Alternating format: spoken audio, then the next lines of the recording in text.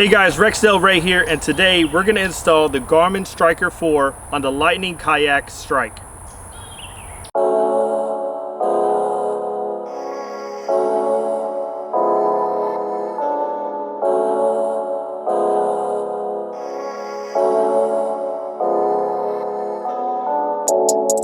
Alright, so the first step is mounting your transducer to the transducer plate. Now this is the cover plate that's going to protect the transducer inside the transducer pocket of the Lightning Strike. So to mount this to the plate, I'm going to use some of the stock parts. So they've got these spacers. They came with the Garmin. Little rubber washer spacer. We're just going to slip that in there. And I'm using these stainless steel straight braces or straight brackets, whatever you want to call them. I found these on Amazon. I'll leave a link for all the parts. That way, if you need to replicate this, you can. I'm also using number 832 stainless steel screws and some nylon lock nuts. And I've got a 1-inch spacer as well to kind of match this here. All right, so we're gonna go ahead and take this bracket here, put the screw through, the spacer, the other bracket, and go ahead and tighten this lock nut down, just get it on there. All right, and then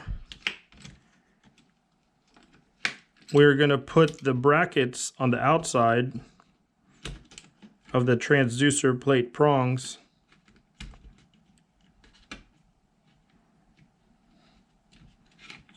We'll go ahead and tighten that down.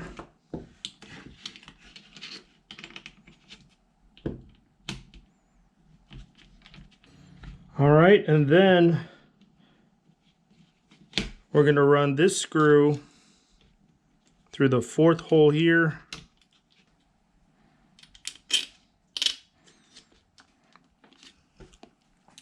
Really, half the battle is finding the hardware to make this happen.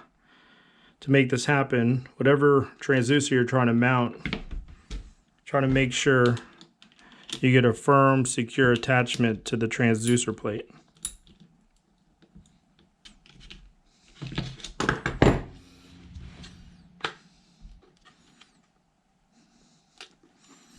All right, so this is going to be actually below the water. The water is going to fill up all through here, and then this line is going to go up through the scupper hole. All right, now let's go ahead and install this on the kayak. All right, so there's the Garmin transducer mounted to the transducer plate here. And we're gonna go ahead and attach it to the Lightning Kayaks Strike. We're gonna go ahead and feed this through this scupper hole here. All of it, it's super long. All right, there you go. Now this transducer plate is gonna allow you to kind of drag your kayak as normal. If you hit any obstacles or debris, it's going to slide right off, protects that transducer.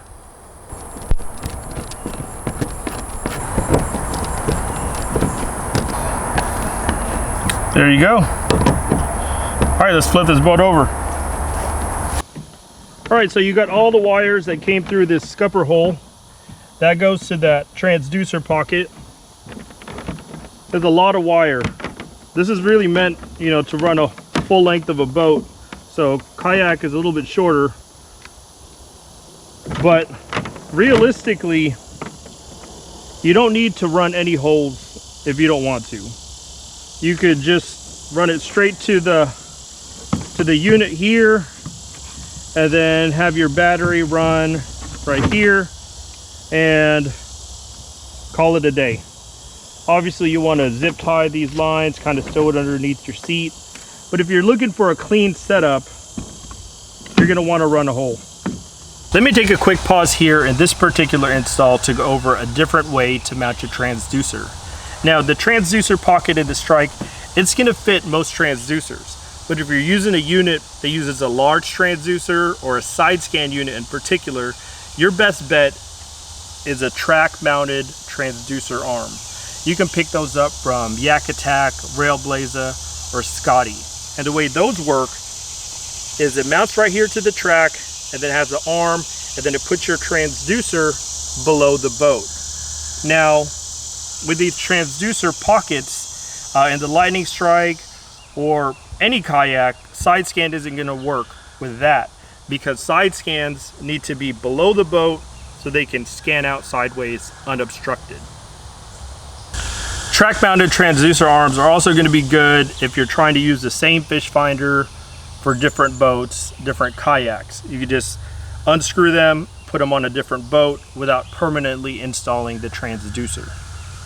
All right, let's get back to this one. So we're gonna run this wire here through the hull and then have it come up into the hatch liner and then back out through here and attach to the unit.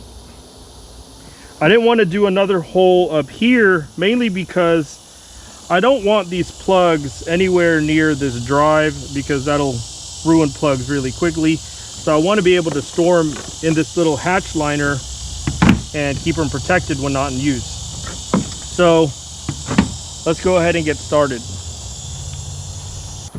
All right, so the Garmin came with this little hole cover, and that's going to let you run the wire back into the boat and come out somewhere near your unit.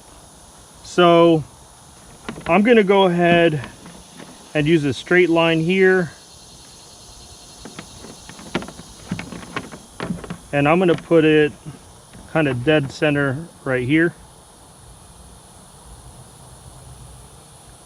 and then that'll get the line back into the kayak, and I'll just reach in and grab it through here.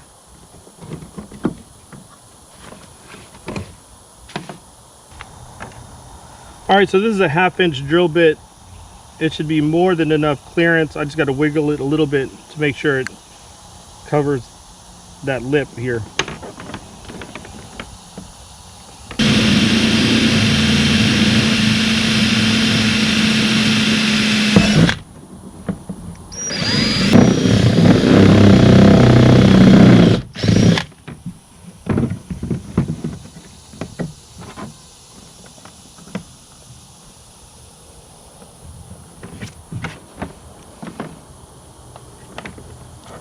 All right, now I'm just going to feed that in through there.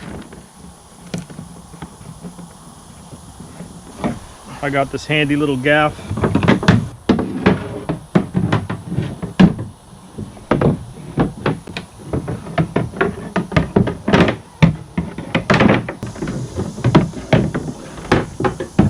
I got it.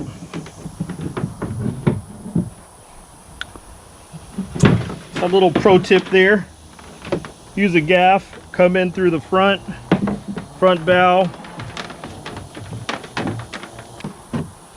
Again, instead of me drilling a hole through this part of the kayak, I'm just gonna drill a hole through this hatch liner here.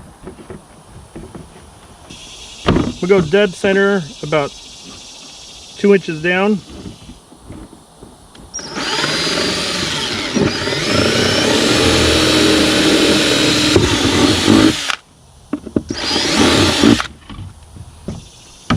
That hole is going to let me come up through the hull and into the hatch liner.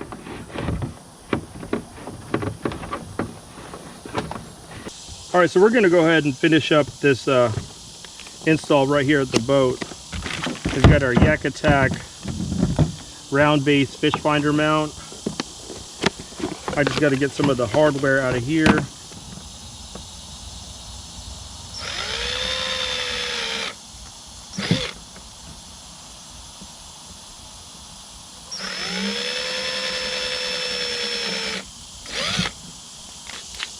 Alright, just drilled some pilot holes there.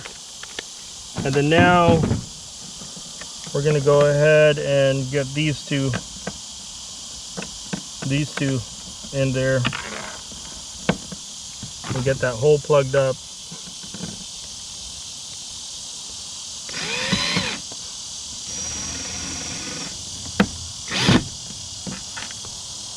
I'll probably go back in later here and install some marine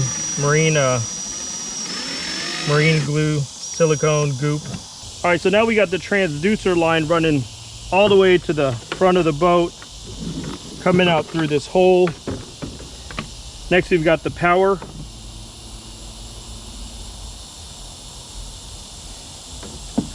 All you really need here is the red and black. This blue and brown is probably for a different, more advanced unit than the Striker 4. So we're just going to tape those up and get them out the way.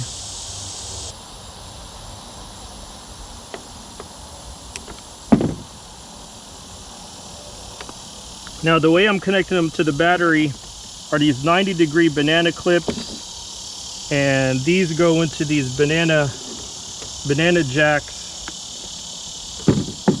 little power posts, and that connects to my Dakota Lithium up here. And this also powers my GoPro all day, so I'll be able to power everything with that.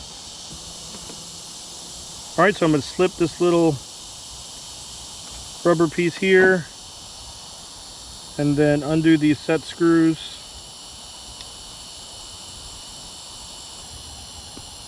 I'm going to go ahead and bend that a bit like this and then have this first set screw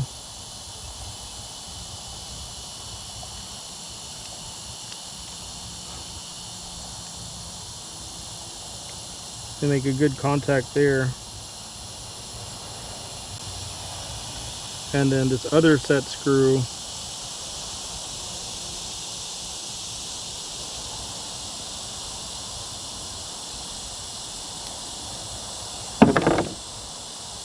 all right, there we go. We'll repeat the same for the red.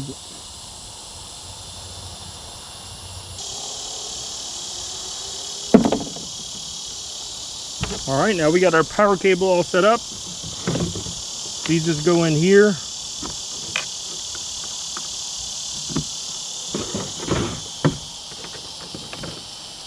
Now we'll go ahead and get this one mounted.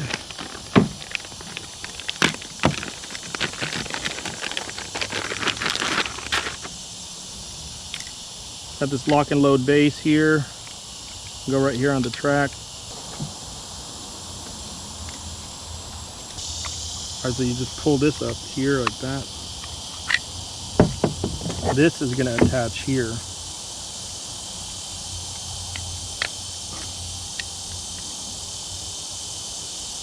There it is. Let's see. There it is.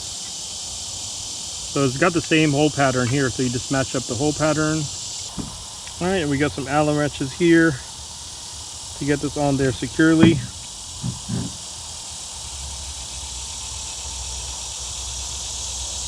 Alright, that goes there, and then this quick release here, bam.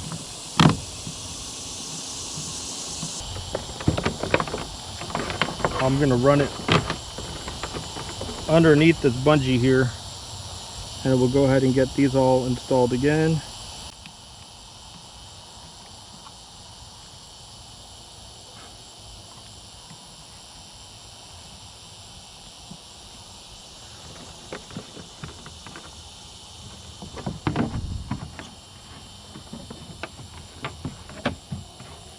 There you go.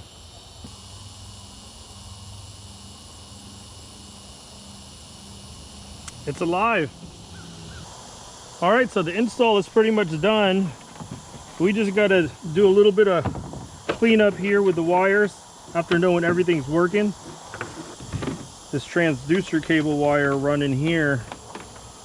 So I'm going to leave a little bit of slack and then I'm just gonna zip tie it, pull as much of this as possible.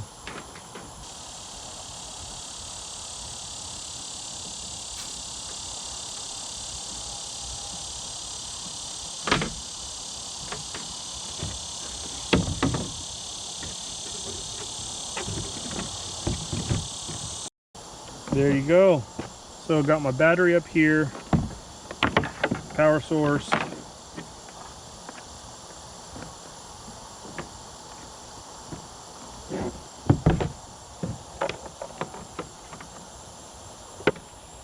And whenever I'm done, I can just take this whole thing,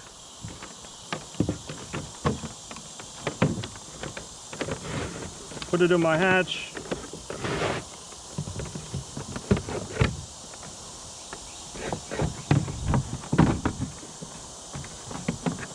call it a day. Done.